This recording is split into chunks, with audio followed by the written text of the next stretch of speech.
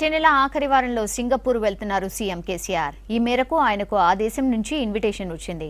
అక్కడ institute of management association సదస్సులో పూర్వ విద్యార్థులకు క్లాస్ చెప్పనున్నారు కేసీఆర్. ముఖ్యమంత్రి కేసీఆర్ కు అరుదైన గౌరవం దక్కనుంది. సింగపూర్లోని ఇండియన్ ఇన్స్టిట్యూట్ ఆఫ్ మేనేజ్మెంట్ పూర్వ విద్యార్థుల అసోసియేషన్ సదస్సుకు కేసీఆర్ అటెండ్ అవనున్నారు. వివిధ దేశాల నుంచి హాజరయ్యే ఐఐఎం పూర్వ విద్యార్థులను ఉద్దేశించి సీఎం ప్రసంగించనున్నారు. ఐఐఎం అలుమ్ని సింగపూర్ నుంచి ఇన్విటేషన్ అందుకున్న తొలి సీఎం కేసీఆరే కావడం విశేషం.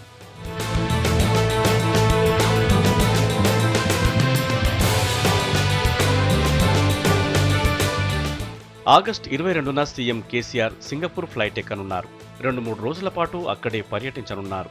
రాష్ట్రంలో వినూత్నమైన పారిశ్రామిక విధానాన్ని రూపొందించే పనిలో ఉన్న కేసీఆర్ను వీఐపీ గెస్టుగా హాజరు కావాలని ఐఐఎం సదస్సు కోరింది.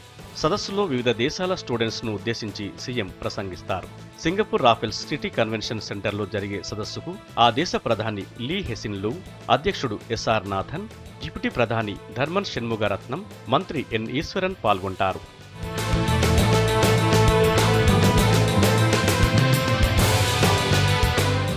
ఇక రాష్ట్ర ఏర్పాటులో కీలక పాత్ర పోషించడంతో పాటు రాష్ట్రాన్ని అభివృద్ధి పథంలో నడిపించేందుకు కృషి చేస్తున్న సీఎంకు ఐఐఎం విషెస్ చెప్పింది.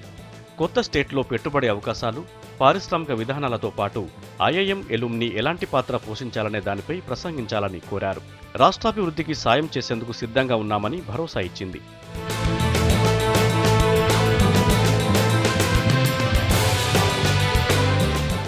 సింగపూర్ టూర్లో అక్కడి పారిశ్రామిక విధానాలపై అధ్యయనం చేయనున్నారు సీఎం.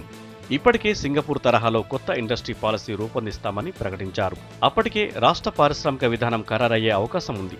దీంతో తాము అనుసరిస్తున్న పాలసీలను అక్కడి ప్రభుత్వానికి వివరించాలని డిసైడ్ అయింది సర్కార్. రాష్ట్ర ప్రభుత్వం ప్రవేశపెట్టబోయే అవినీతి రహిత పారిశ్రామిక విధానాన్ని బాగా ప్రచారం చేయడానికి సదస్సు ఉపయోగపడుతుందని సీఎం భావిస్తున్నారు.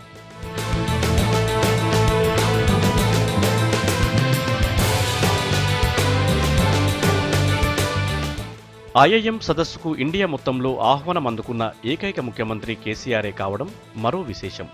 మొత్తం మీద రాష్ట్ర పారిశ్రామికాభివృద్ధికి అవసరమయ్యే పెట్టుబడులను ఆహ్వానించేందుకు దీన్నో ఓ అవకాశంగా మార్చుకోవాలని డిసైడ్ అయ్యారు కేసీఆర్.